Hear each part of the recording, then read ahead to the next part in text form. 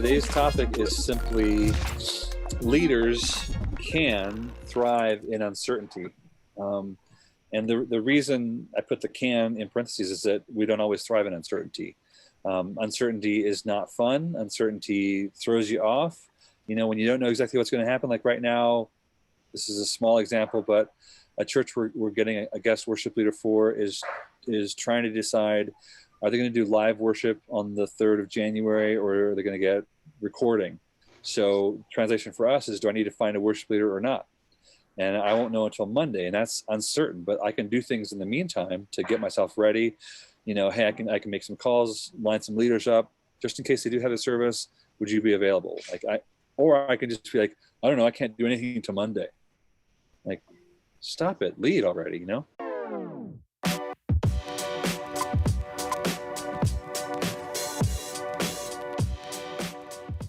This idea came from well, I quoted it in a fertilizer a couple of weeks ago, but I want to read the quote to us from Andy Stanley. And he says he was trying to encourage leaders at the end of this podcast, and he says, this is why you're a leader.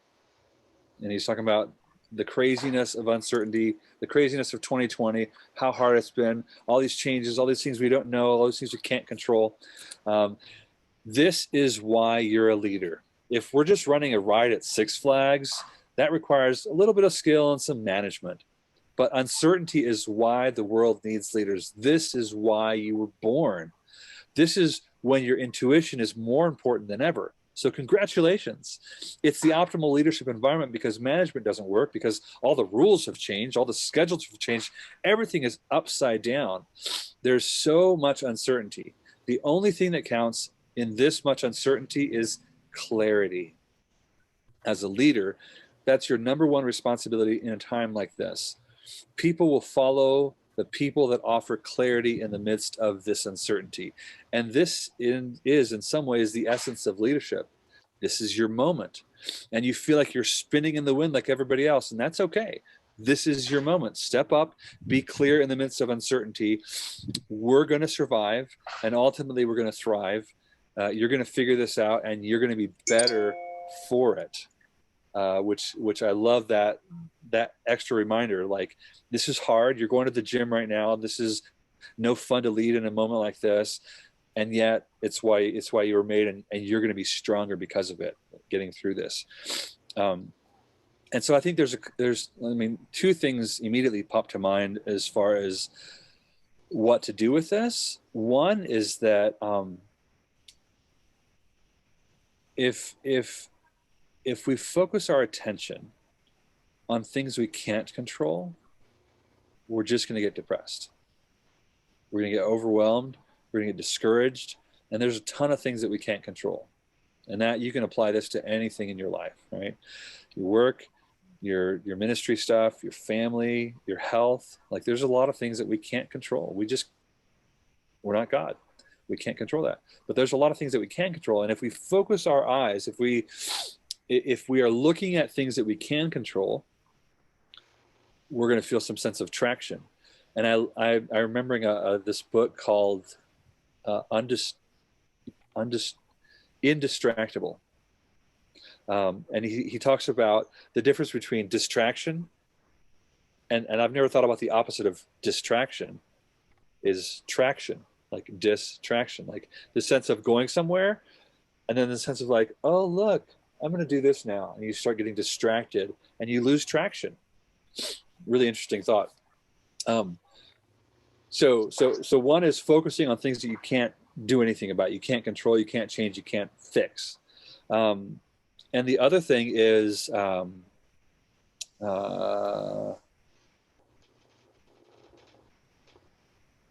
what does it look like to bring clarity to your leadership? And you have to think about this not so much in terms of your own sight, your own focus, and what you're thinking about. You have to think about it in terms of what are the people that I'm leading experiencing right now. where are they feeling a lack of clarity, a lack of certainty, a lack of known? Like the whole world is just like, please, can we get to something we know? You know, which is, I think, maybe why some people are like, oh, yay, Christmas. There's actually going to be Christmas here. I mean, I was walking in like September, I was walking through a store and they had set up their Christmas display already in September. And I was like, oh, I guess there is going to be Christmas this year. Like I literally had that thought because, you know, just everything has been like, well, throw that out the window. Anyway, so what are my people thinking? What are they feeling? What are those, you know, and what questions are they having? So my job as a leader, if I'm going to thrive in the middle of uncertainty, if I don't even know, I can't know, you know, is the church going to collapse next year? Is the government going to overthrow it and the church is going to run out of money? It's going to get driven underground. It could happen. I think it's unlikely. But like, is my pastor going to quit?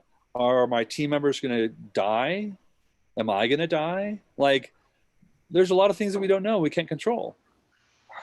But what are my people asking? You know, what are they feeling? What are they needing from me in terms of they're having anxiety about lots of different things, you know? And so maybe it's as simple as saying, you know, like Andy Stanley's church did back in, I don't know, it was the summer, I think. They announced, guys, we're not going to do services live in person through the end of the year. Right now, no matter what happens, we're not going to do it. And they made a really bold call, I thought. Some could think, well, you could decide what you think about that call. But they said, we're going to be clear. And from right now, just so you know, through the end of this year, no in-person services. We're just not going to do it. And that level of clarity, I mean, you know the experience, like right now in Pennsylvania, you're going back and forth, like, can we open, can we not open, you know? And some churches are saying, well, the government says that we're supposed to do this, and so we're going to close down. Well, the government also says that it doesn't apply to churches, so we're not going to close down. You know, same information, different churches do different things. But what can you know? Like, so in some ways, that was a bold decision back in the summer to say, we're not going to do this. But it also cuts out all this like back and forth uncertainty.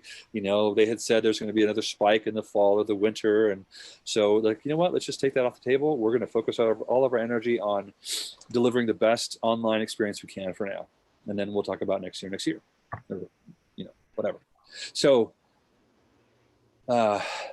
offering clarity, we have to be masters at identifying clarity. What can we control? What can we know? And let's talk about that. Let's talk about the things that we can know. Even like I think it was the first Sunday we were at my church when they first opened up, like 2-3 months ago, and it was no singing. It was the most bizarre 35 minutes of my life, because that's as long as the service lasted. You know, the pastor kind of welcomed everybody and made a few intro comments, and then just opened his Bible and started to preach, and then closed and dismissed us. And it was like, that was really bizarre. Okay. And so I asked some of the leaders, I said, hey, can I ask you something? I heard that they say we can't sing. We're not supposed to sing during this time. Like that's what the Costa Rican government has declared. I said, did they say that we cannot dance or jump or shout or clap? No, they didn't say that. Why couldn't we do those things? Let's not sing. Let's just cheer for a minute and a half. Let's just clap our hands. Let's put some crazy excited music on, like some worship, like with a, and let's just jump. Let's just dance. Let's move, or some Latin cumbia, something that will get our feet moving, and like let's just move. Like they didn't say we couldn't do that. And like that's one level of, what's up, Austin? That's one level of clarity that we can offer to our people. Well, what can we do? What are we allowed to do? What is within the guardrails? Anyway, what are you guys thinking? I'm talking, and I set the ball in motion. What are you thinking? What comes to my mind, I guess, is that leaders lead. I mean, it's what they do. It's by nature, but not every person who's in a position of leadership is a leader by nature. So they might be managers.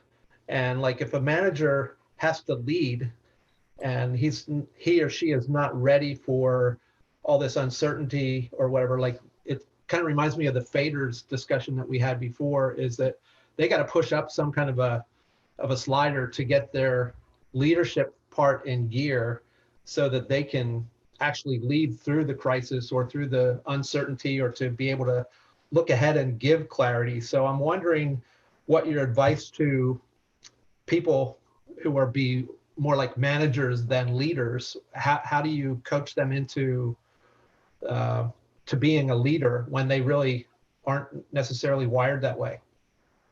Yeah. I mean, my first response is like one of empathy. Like, man, that is really hard. Because you're totally right. There are a lot of worship leaders that are managers, even like worship pastors, people in not just like I'm leading a service, but I'm leading the ministry kind of roles. And so I start thinking about what is it that, what are the core defining things about a leader, and especially that are different than managers. I mean, I think even having that question, of, or that realization, or sorry, not the question, the conversation with this leader, saying there's a difference between management and leadership. Management largely takes what's given to you and executes it over and over the same way every week, without a whole lot of, not that you can't be creative, but you're not thinking big picture. So one of the things that leaders do is they step back and they say, okay, what's the big picture and where are we going? They're always tying what they do to vision. That's everything goes to vision. And as a manager, I don't really care or need to know about the vision piece. What's my to-do list? What's my job description? Tell me what I'm supposed to do again. That's more a management mentality. But as a leader, there's this hacking through a jungle with a machete thing that we do.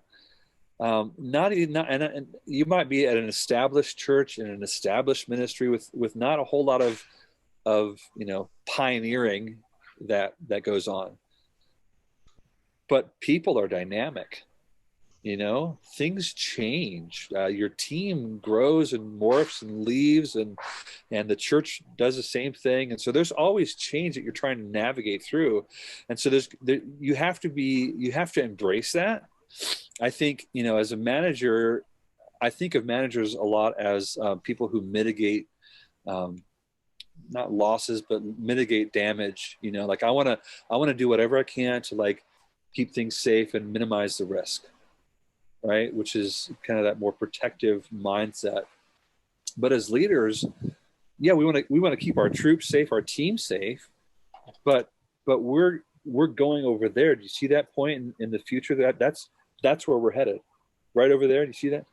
That's where we're headed. We're going somewhere in the future, and so there's the way that I think about that. I have to guard my team, but I'm assuming that risk is part of the deal, right? So, and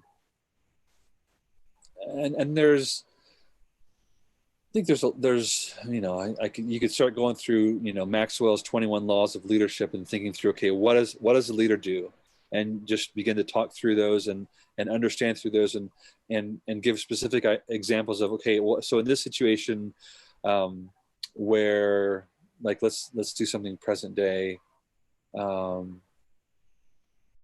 Well, okay. So, you're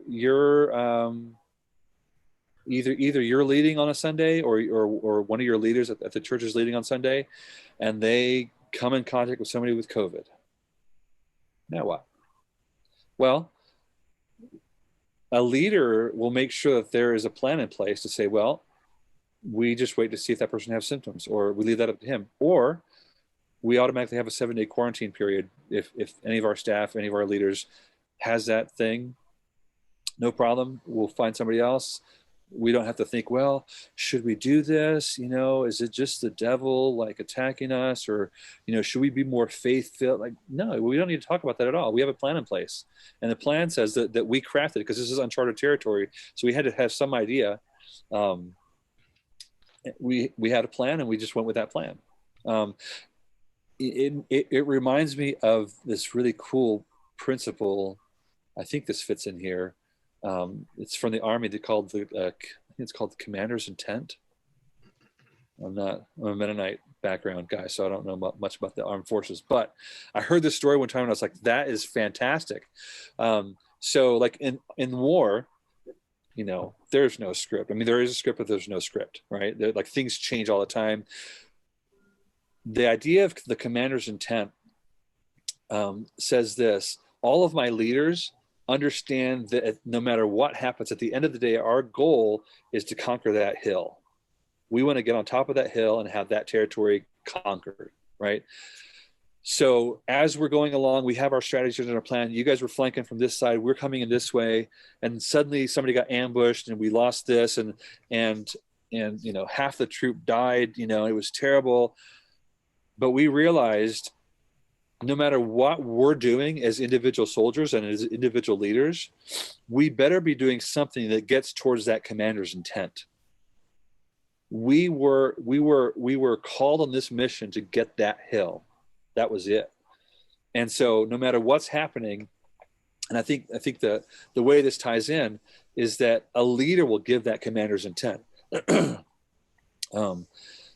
A leader will say over and over, this is back to vision, they'll say over and over, this is what we're doing on a Sunday morning.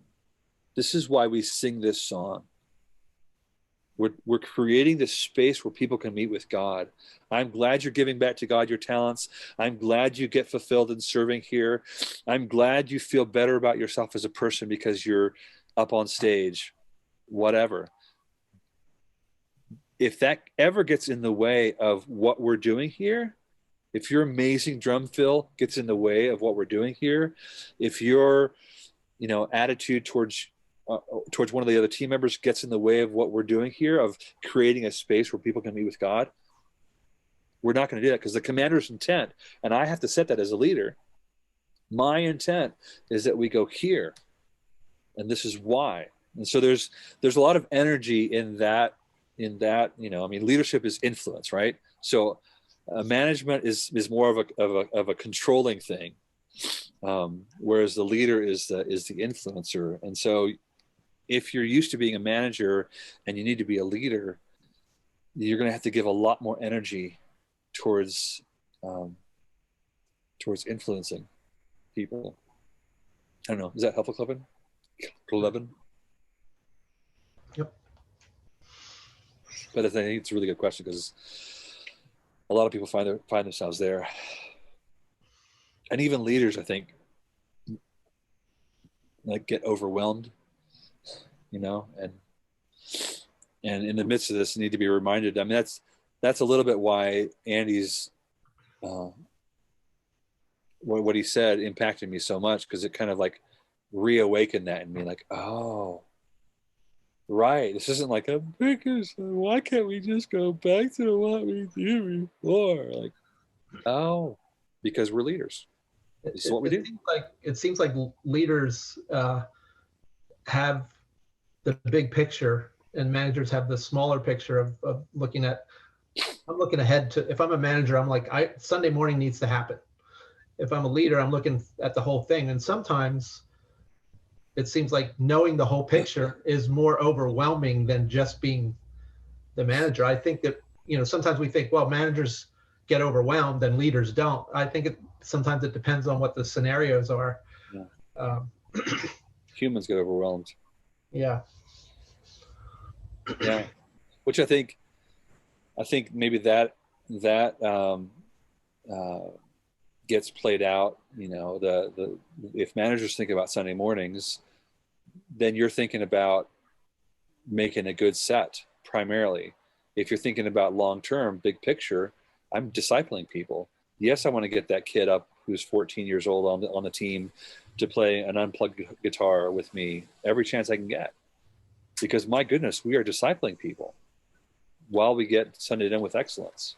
It's not just like this limited vision of like, well, Sunday's coming and I want it to sound good. And so I can't have you on the team. Sorry. Until you get some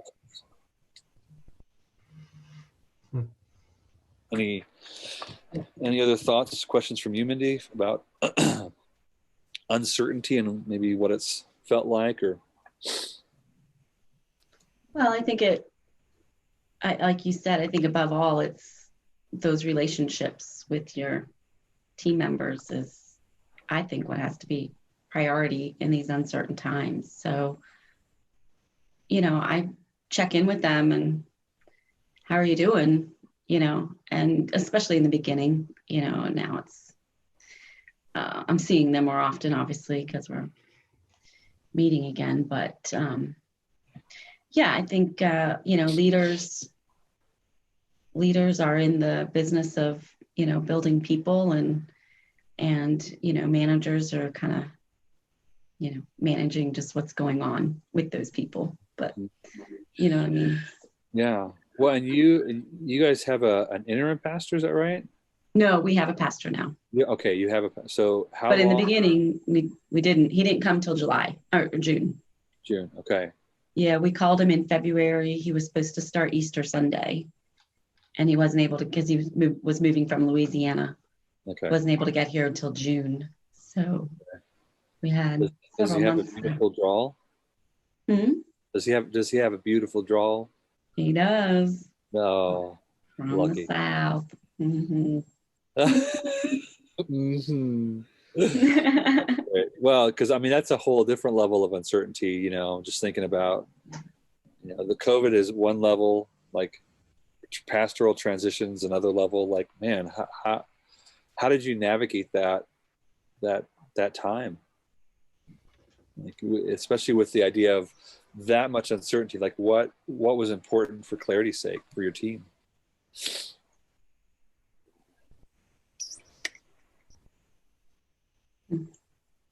Well, I guess that it wasn't going to be this way forever.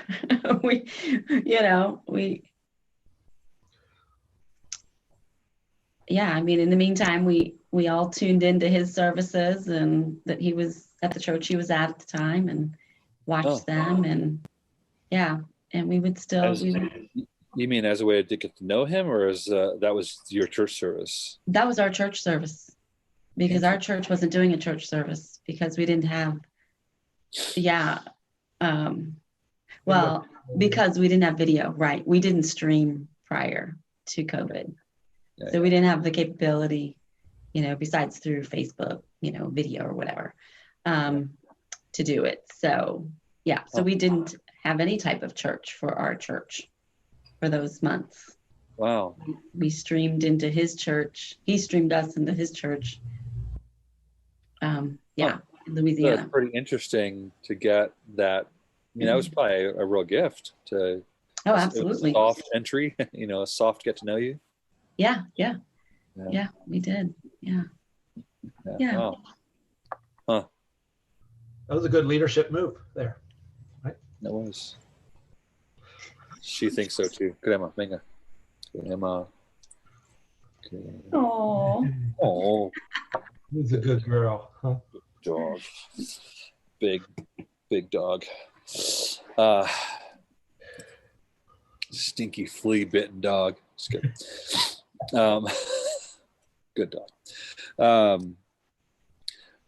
Are there any other so like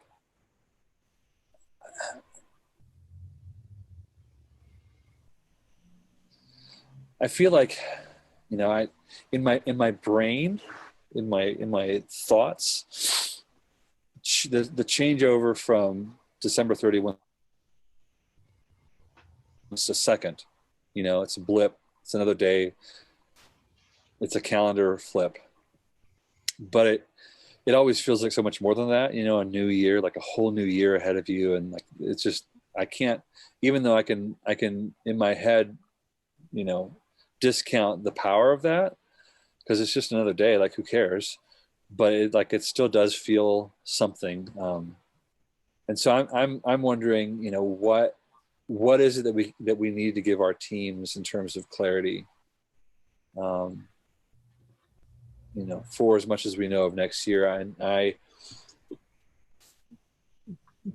My wife and I, we're just talking about this morning about deciding not to contaminate ourselves with those things that we know aren't good for us, they don't keep us thinking about, God's activity and what the Father's up to, and they just bring us down. So like she has a number of she's real justice oriented, so she has a number of emails that she's subscribed to, that, whether it's abortion or, vaccines or government overreach or, kind of those kinds of things, homeschooling, and the legalities against it, or, whatever. There's things that are helpful information, but like, headlines are designed to make you click and read and, and it alarms her. I look at news, I go through my cycle of different news sources and, local stuff here, national stuff in the US, local stuff in Pennsylvania. I track things, but every headline it just gets in you and it doesn't do any good. And I'm not saying this is not like stick your head in the sand. But for us, we're saying, okay, for the next 30 days, like the last 2 weeks of this year, the first 2 weeks of next year, we're going to cut all that out. We are not going to be reading, nope, we're just not. We're going to allow ourselves the space to get head clear. And I'm hoping that's going to launch us into next year with more of a sense of what God is doing, what God is saying. And as I think about, leading the people that we're leading, what is it that they need from us in terms of clarity, and what is it that we need? How do we put ourselves in a good and a healthy spot to give that to them? I was reading a parenting email that my wife forwarded me today, and it talked about, what our kids, especially in this season, need most from us was simply being models of patient, loving, self-controlled, energetic parents. Why isn't it easier? It's like, oh, I need to be in a good place to lead. I need to be in a good place to parent. I need to be in a good place to do these things. And so and when we can wrap our conversation with that, is like, what is it that we need for to put ourselves in that good place, in that good headspace, in that good heart space, in that good physical space, that all the pieces of that. Any thoughts on that question?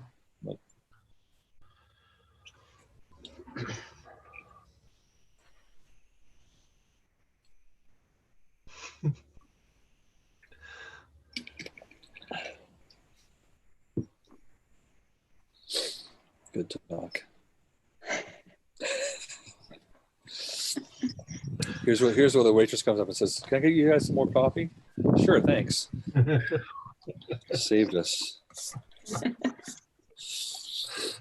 Well, I think besides, the obvious is, we need to stay in our, relationship with the Lord and in our time with Him, and making sure that we're, secure in, knowing who He is, and He's in charge, He's in control. And so when we have that, when we know that, and yes, we all do know that, but when we truly are living that we know that, instead of being all afraid and, worried, I know, maybe this is an example. I don't know. Last Thursday, we had our worship team practice, and it was the day that our governor had said that all restaurants were closing. He was mandating all restaurants to close. Any any, places that serve any type of food were closing. And, someone on my team was really mad. I mean, a couple people were really mad about this. And it happened like around 3 or 4 in the afternoon. Our practice was at 6. And, come into practice and they're just like furious. And I was like, you guys, there's nothing, we can do about this. And so just trying to, we had a time of just sharing, and we always do at the beginning of every practice. And then just had a time of prayer. And it's, I think helping to be that, I hope that I'm that rock for them, that they see me secure and just confident in knowing, God's got this and there's nothing too big for him. And that calmness, I think is important as a leader, because if we get all, up in arms and upset, then that's not creating certainty for them, so I don't. Yeah. No, I think that's really good. Because I think it's like I tell my kids sometimes, and we do this in our marriages, but like there's a choice that we make when things get huffy to not do certain things. I'm not going to yell at my wife. I'm not going to curse at her or demean her, like name, I'm not going to, I might be feeling all kinds of things internally, but I'm going to say, well, those things are off limit, and my kids are like, they will hit each other or they'll scream or I'm like, no, you guys, you may stay, that's not one of your options. It's not one of your options to wail off and hit them, to kick the wall, to, whatever it is they want to express. What you can do is this, and this. And as leaders, I'm shocked sometimes when leaders have fallen into the trap of this year and they just like begin to spew and, they just almost like, hey, whoa, like, wait a second. Like, you're an influencer here. And what are you saying? And it's easy. It's easy. There's moments where my feet have slipped in the Facebook land of landmines. But yet it's like you're saying, I think it's an important thing as a leader to make sure that I'm not allowing myself, I'm not taking the gloves off, so to speak. Like, all right, you want to fight? I'm done with this stupidness, It's like, no. I just refreshed this quote that I heard a number of years ago. It says, those who give the most hope have the most influence. So like what you're saying, keep yourself with the Lord, create space for your teams, and make sure that you don't get sucked into that. Like, give hope, because we have hope, man. We absolutely don't know what's going to happen next, and we absolutely have hope. Even if it's like the only hope I can see is like, well, I know when we get to heaven, it's not going to stink like this. So there's a pastor that I've met down here who posts every day something on Facebook, and every time it's the same message. It just says, today is December 16th and God is still in control.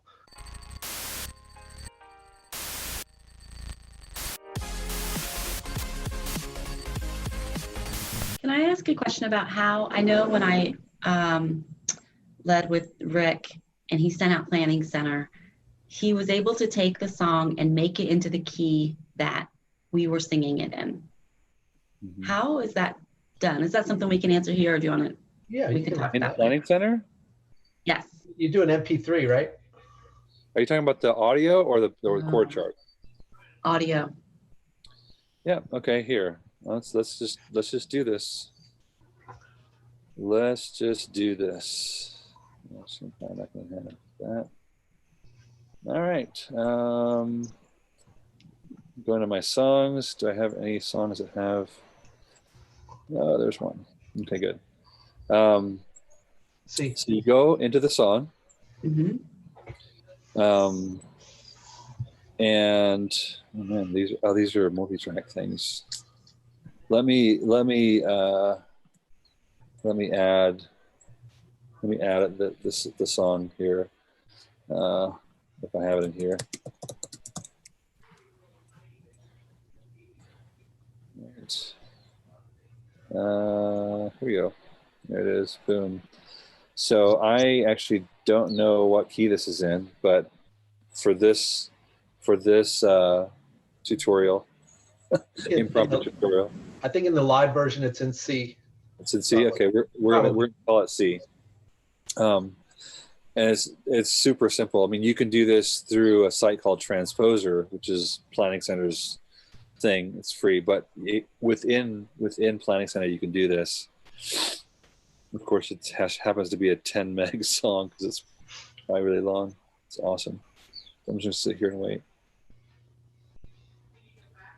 Everybody watch the little green line. It gets to the end one little bit at a time. I love the beginning of this song. It's like all right, so I'm going to attach it to the key of C because that's what we're going to assume that it's in. Attachment type. I know we don't need any of that.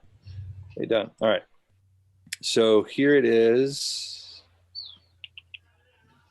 Here's the thing that I just uploaded. All right. So if you hover over the song, you have 4 options: edit it, change the key, download it, or play it. So you want to click on transpose, and it's going to tell you, okay, you said, because I attached it to the key of C, you said that it was in C. So I'm going to go from C, let's go down to B flat, and I can actually do it to A too. I can do multiple ones at the same time. You can do both. Yep. And so it's going to, here's what it's going to call it. Once it's done, and you can change that naming of it. Like, I can take that out because I don't want it to have the O1. I don't care about that. And it's going to automatically put the key in there, B flat and A. You have the choice. It's going to automatically select whether to do it up or down. And just for kicks, I'm going to make this one go up because it's going to sound terrible. One will sound like Cher, one will sound like Chipmunks. That's the choices you get if it goes too far. But it'll automatically select the thing that's closest to you. Dave, tell Mindy what you mean by that, the up and the down, because I'm not sure did you get that? Sorry.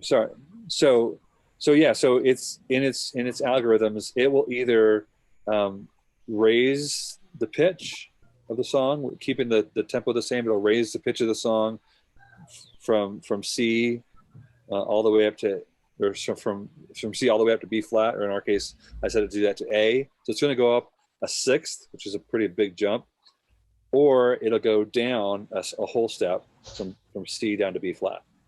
Okay. So it's a much smaller thing, but that's it. It changes the pitch of the song up or down. Mindy, in Song Select, you use Song Select, yes? Yes. Do you ever get sheet music out? Yes. And sometimes, like if you choose the wrong transpose, you go high and the notes are all off the top of the scale, or so low that your piano player can't even read it. Do you know what I'm talking about? No. Okay. I thought maybe that would explain, but you'll be able to hear it, I think, if Dave does this. So sorry, go ahead. Okay. All right, so here's the original, right?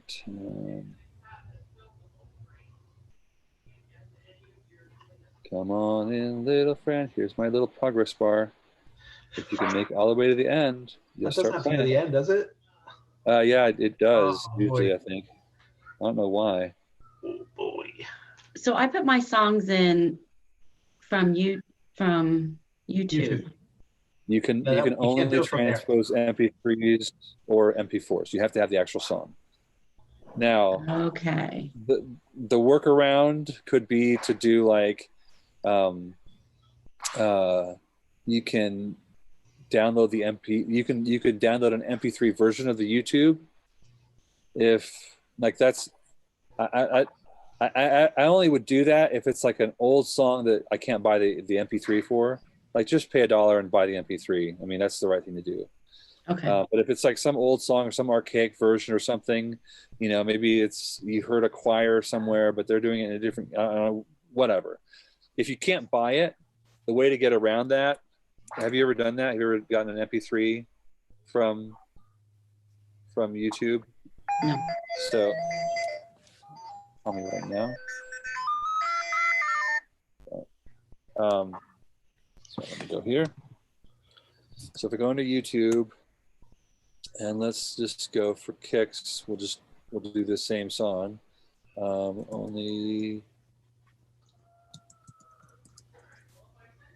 King Forever. And okay, this is the song, so I want to copy the, oops, I want to copy the hyperlink. Copy the link. And then I want to go to like, listen to YouTube.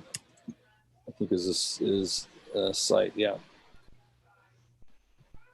So you go to the site, you put in the link that you just copied. It's basically the YouTube MP3 converter. And so now it's going to go, and I'm going to be able to download the MP3. And there'll be some, it'll pop up some stupid spam stuff. But this will begin to convert it, and then it'll download it.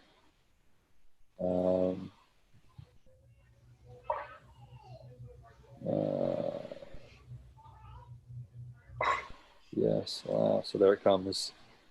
And here it is downloading right here. And so this will be just the audio version. And it just added it here. Dude, why is it going slow today? So I could take this file then and upload it to my planning center. Okay. See how I just got around all that. So yep. Obviously the best thing to do is to buy it, and then you can same thing, upload it. Okay. So that's how you do it. So now you can this thing never stop it. Let's see if it'll play the one in B flat. It's like getting to right here and then it's stopping. What's going on with this deal? And why? Can't Sometimes when it changes the key a lot, it sounds really funky. So with that? Sometimes when you change the key, it sounds really funky. If it's if it's a step or two, it's fine. But yeah.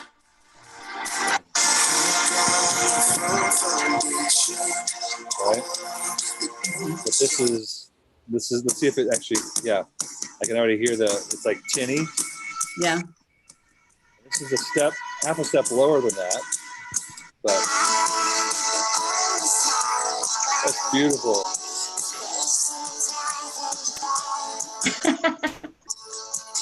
All right, that's enough of that. Ow, bad. Okay.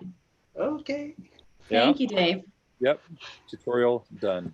Okay. Sorry, I got off topic there. It's all good. That's allowed. Okay.